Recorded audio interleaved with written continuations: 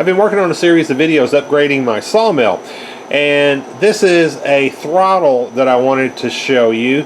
I showed it in a previous video on how to recreate the springs and linkages on a governor. This engine, it came with no springs and the linkage and all that was missing for the governor. So anyway, I showed this in a previous video, but I wanted to go a little more in detail in case this was the only thing that you were interested in. This is idle position, and I've got a couple of nuts here that keep it so that when you throw it forward, it doesn't go too far forward and kind of kink up the linkage up in the upper part of the engine. And then you can just pull it back to get any speed that you want. But this is a sawmill, so normally you just go either full throttle or idle.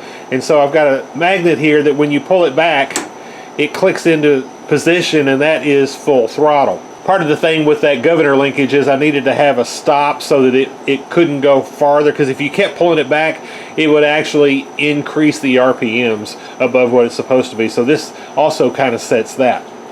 Now, with any kind of a throttle, when you're using a throttle cable, you've got to be able to attach that somewhere. So down here on this end, I've got the throttle cable.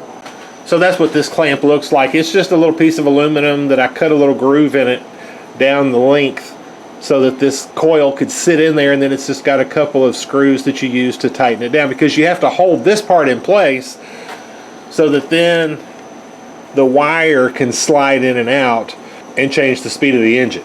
Now, where the wire connects, I also made this piece, and what I did was I drilled a hole down the length of the bolt and then threaded it, and I've got just a set screw in there, and then this hole is drilled lengthwise through the bolt, as you can see.